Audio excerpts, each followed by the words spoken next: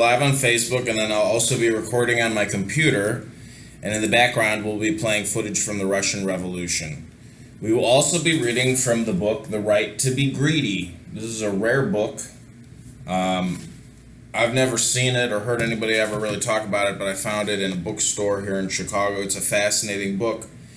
It's theses on the practical necessity of demanding everything. I bought it for $100. Whoever works at that bookstore drew a little Scrooge McDuck. It's written for ourselves by Lumpanics Unlimited, Port Townsend, Washington. Preface by Bob Black. Most libertarians think of themselves as in some sense egoists.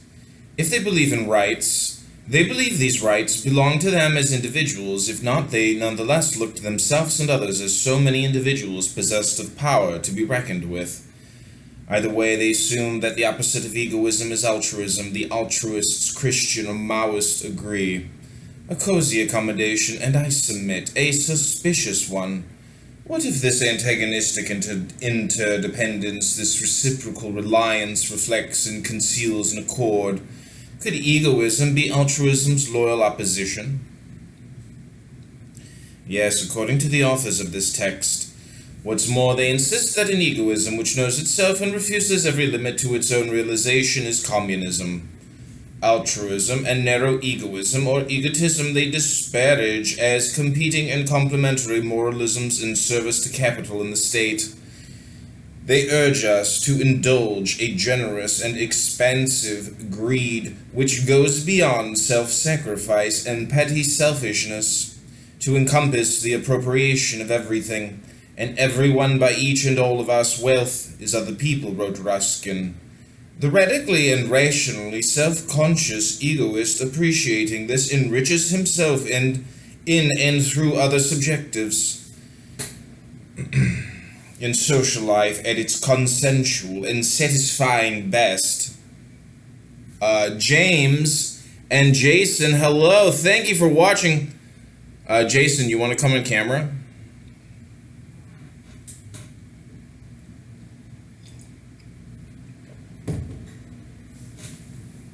Where did we leave off?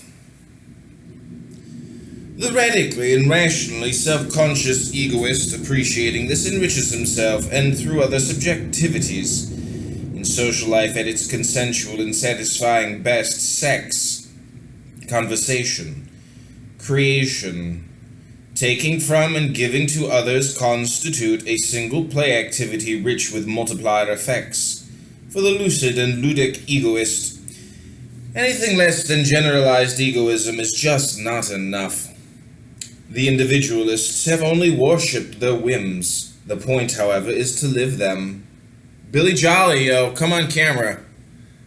You ain't even sitting out on your quad in your bathtub. The individualists have only worshipped their whims. The point, however, is to live them. Is this a put-on?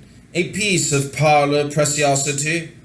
There is more than a touch of that here, or a mush-minded exercise in incongruous eclecticism.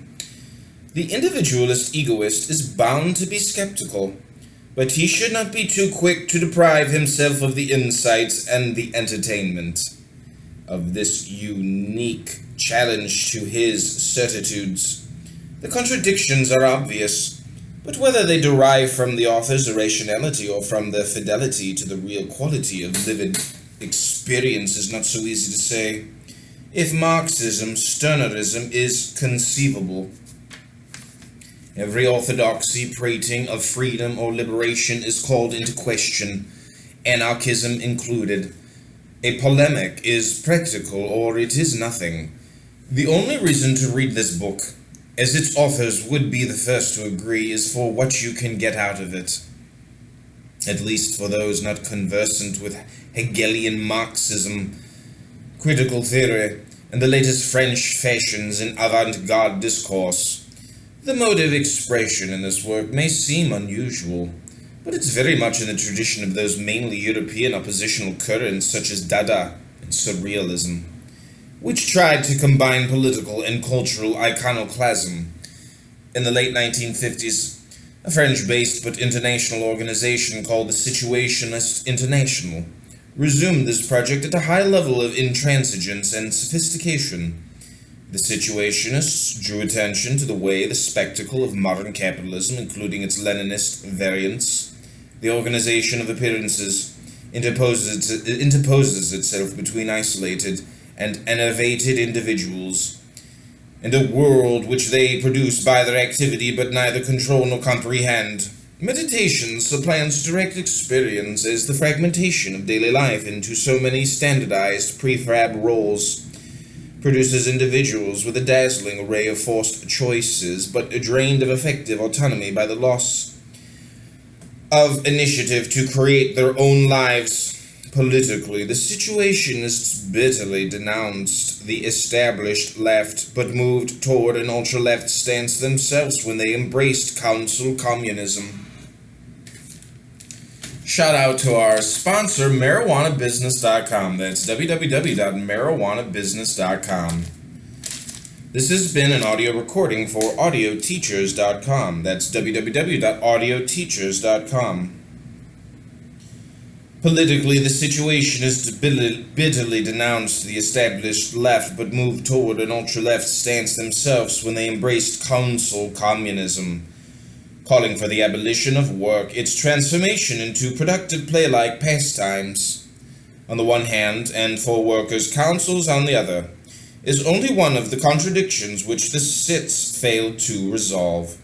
The French general strike of 1968 vindicated the Cits' theses that the affluent society had merely modernized poverty, and even showcased a number of their slogans, but the SI was at a loss what to do next and broke up in 1972.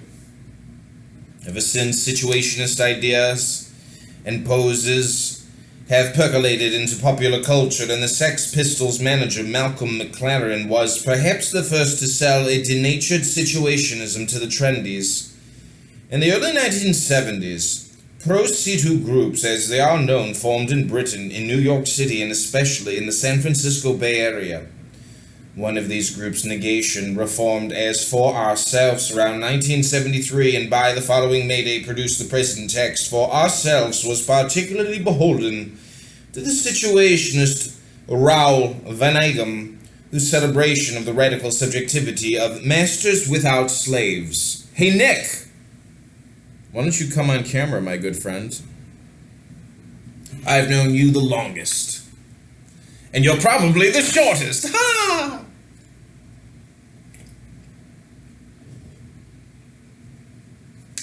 For Ourselves was particularly beholden to the situationist Raoul Van Eyck, whose celebration of the radical subjectivity of masters without slaves figures prominently in the theory espoused in the right to be greedy. All too soon the group collapsed, some of its members regressing into Marxism, from which they had never really escaped. The text manages to be at once too Marxist and oblivious to the extent of its incompatibility with Marxism. Too Marxist, in that the illusion of man as essentially producer persists, and a democratically planned economy based on the councils is touted as the structural basis of a new and free society. And too enamored of Marxism, in that the attempt to square communist egoism with the Marxist scriptures is far more ingenious than persuasive. Though perhaps it does show that Marx was more radical than he himself supposed. It's a pity For Ourselves didn't try to Marxize Stirner, as it Stirnerized Marx. Then we might have a better sense of the level at which it just might be possible to harmonize the two great revolutionary immortalists. Egoism in its narrowest sense is a tautology, not a tactic. Adolescents of all ages who triumphantly trumpet that everyone is selfish as if they'd made a factual discovery about the world, only show that they literally don't know what they're talking about. Marina Vesherskaya, Kaktila, Khershowa, Yatebelublu, Yachachudivya. Egoism in its narrowest sense is a tautology, not a tactic.